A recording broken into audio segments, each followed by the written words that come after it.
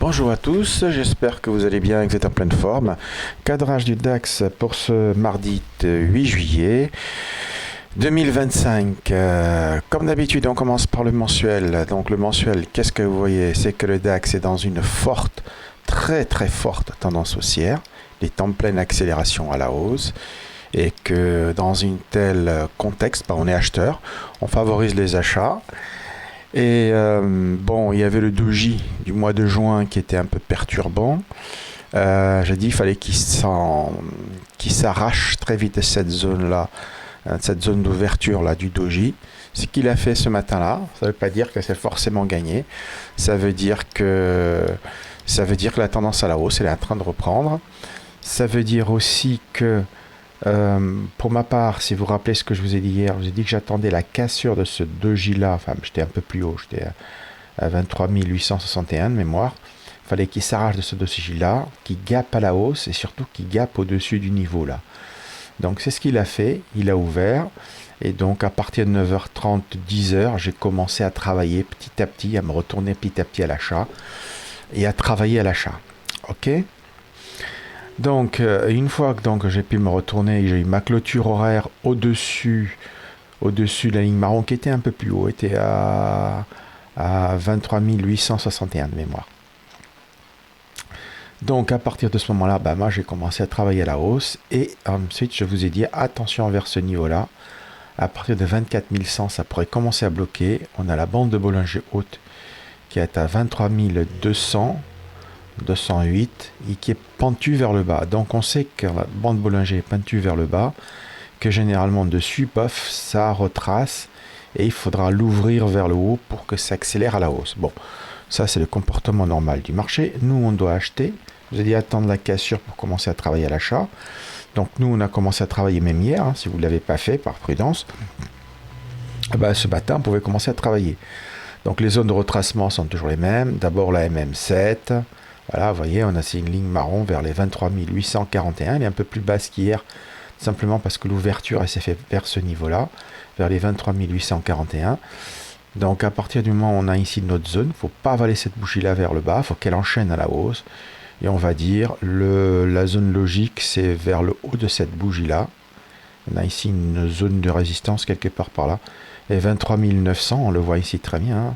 23 900, 23 933. Ici, voilà, ça peut même aller jusqu'à ce niveau-là de mèche, ok. Mais pour moi, à partir de 23 900, 933, je me dis que là, ça va commencer à m'intéresser. Si jamais on a un retracement, pour travailler sur retracement. Comme d'habitude, je vous dis de favoriser les achats sur retracement. Maintenant, on est en période d'accélération, donc on va voir s'ils vont réussir à casser les plus hauts. Moi, je ne le pense pas. Je m'attends toujours à un retracement vers les 23 900, par là, 933, pour mes premiers achats. Donc, une fois qu'on a dit ça, une fois qu'on a vu qu'il faut clôturer absolument au-dessus de la même 7 pour reprendre une dynamique haussière, il faut que le retracement, pas plus de 60% de la bougie. Donc, à mon avis, pas plus que vers ce niveau-là, 23 900, 23 800, 890, voilà. Faut pas que ça descende en dessous des 60% de la bougie. Eh bien, en tout cas, on connaît nos zones pour commencer à travailler sur retracement. Bon, on va voir ensuite sur le CFD, pour voir comment il est ce matin-là. Donc, ce matin-là, nous, ce qu'on voit déjà et qui paraît assez évident, c'est qu'on a MM7 pentu vers le haut. Cette fois-ci, on s'est extirpé de cette zone-là. Vous voyez, on a, après l'hésitation sur la super traîne rouge, on l'a cassé par le haut. Alors après, vous voyez, en H4, ça a cassé très fort. En H1, on avait ici l'occasion de commencer à travailler à l'achat ici. Bon. Alors, quoi qu'il en soit, donc moi j'ai commencé à travailler à l'achat à partir du moment où j'ai vu cette cassure-là. Bon, revenons ici. Donc nous sommes là ce matin-là. Donc vers ce niveau-là, logiquement, ce niveau de mèche ici, logiquement, ils ont retracé un peu.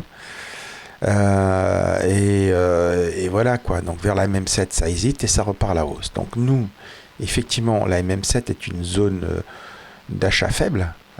C'est donc les 23 987 qu'on voit ici. Quelque part ici, on a une zone d'achat faible. Elle peut fonctionner ce matin-là, puisqu'on a une accélération haussière, donc ça devrait rester dessus. Cependant, La zone de retracement dont je vous ai parlé, les 23 900, c'est quelque part vers la Tenkan, vous voyez, 23 940, 23 935. Ouais, la zone dont je vous ai parlé hier, elle est là. Voilà, elle est là. Voilà, et ça peut retracer, à mon avis, jusqu'à la MM20, qui est ici vers les 23 900, 23 890. Vous voyez, à partir de là à là, moi, c'est ma zone d'achat, la vraie, quoi. Mais j'ai parfaitement conscience que ça peut rebondir sur la ligne marron ici, tout de suite à l'ouverture, quoi. Hein, on a ici la même 7 et donc il pourrait retracer juste un tout petit peu, hop, et repartir attaquer les plus hauts. On regarde ici le haut de la mèche, hein, ça s'est pas fait au hasard. Hein. Vous voyez, on a ainsi un niveau important. C'était vers les 24 137. Ça a été le plus haut d'hier, donc à un moment donné, on va aller le travailler. Ça va hésiter ici, retracer un petit peu et peut-être réaccélérer la hausse. Donc on ne sait pas, mais nous on continue à travailler la hausse, puisque comme on a dit hier, à partir du moment où on avait la cassure par le haut de la ligne marron, eh ben, on se doit de travailler à la hausse. Donc c'est qu'on fait. Donc mes zones favorites, elles sont plutôt par là, vers la Tenkan, 23 935 par là, peut-être même un peu plus, et on verra où est-ce qu'on aura le signal. On a aussi cette mèche-là qui est intéressante. Et on verra où est-ce qu'on va voir le signal. Est-ce qu'on va l'avoir ici? Est-ce qu'on va le voir vers la MM20? On va voir ce qui va se passer ici. On attendra patiemment le signal pour pouvoir acheter. Voilà, donc deux zones. Ligne marron ici, 23 987. Et deuxième ligne ici, entre 23 935 et 23 900, je pense à peu près. Ici, vous voyez, la Kijun, elle est là. Elle est à 23 881. Donc voilà, il ne faudra pas aller. Donc du coup, moi j'ai mis une zone de retournement sous la MM50, autour des 23 830. Voilà, si jamais on casse ça par le bas, on redeviendra plutôt baissier et dans un premier temps observateur. Donc pour le moment, nous on est acheteurs, on a nos zones, là et là, quelque part par là, et on attend de pouvoir acheter ce retracement. Est-ce que je joue la cassure par le haut? Ça pourrait se faire. Moi, je ne le fais pas. Je vais vous dire pourquoi. Parce que les US, ils ont retracé hier. Et c'est d'ailleurs intéressant. Tant que les Européens étaient ouverts, ils ont monté. Et les Américains, eux, ils ont retracé.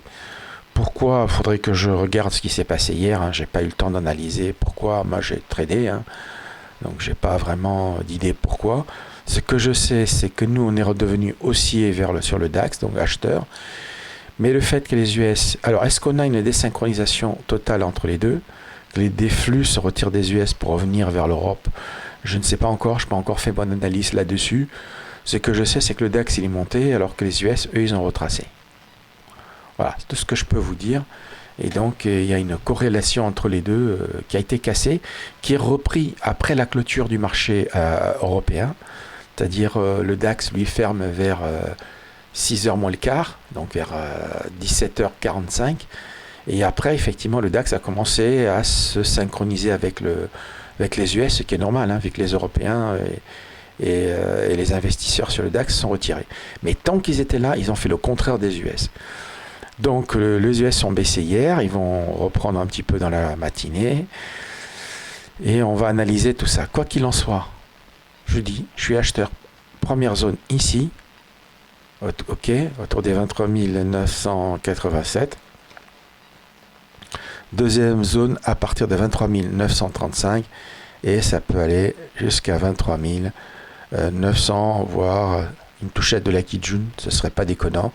La Kijun qui est à 23 881. Ok, voilà. Donc je vous conseille comme toujours d'intervenir sur retracement. Pourquoi? Parce que c'est le plus logique, déjà parce que vu que les US ont baissé, ce serait pas étonnant qu'ils aillent faire une mèche ici. Et puis ça vous donne des probabilités de réussite beaucoup plus fortes que de jouer la cassure ici, alors que les US ont retracé, donc vous risquez de vous faire avoir au moment de l'ouverture du cash. Hein.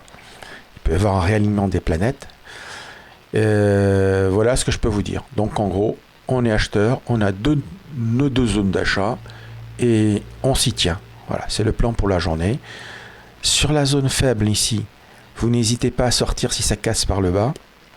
Hein, vous acharnez pas, hein, si vous voyez que ça part pas. Et l'idéal, ça serait d'avoir la zone d'achat fort, mais comme vous le savez, quand la tendance se retourne et qu'elle devient fortement haussière, alors c'est pas encore le cas, on ne sait pas encore comment elle est, hein, mais il est possible qu'on n'ait pas plus que la zone faible pour un retracement. C'est pour ça qu'il faut la prendre en considération. Mais il ne faut pas s'acharner dessus aujourd'hui parce que les US, ils ont retracé. Donc, allez savoir s'ils ne vont pas essayer de nous faire une mèche pour aller rejoindre cette zone-là avant ouverture. Voilà, je vous ai tout dit. Je n'ai pas radoté. Je radote un peu trop. Hein. Voilà, au niveau fondamental, il n'y a pas grand-chose aujourd'hui. Donc, sur ce, je vous souhaite une bonne journée, bon trade et je vous dis à bientôt. Bye bye.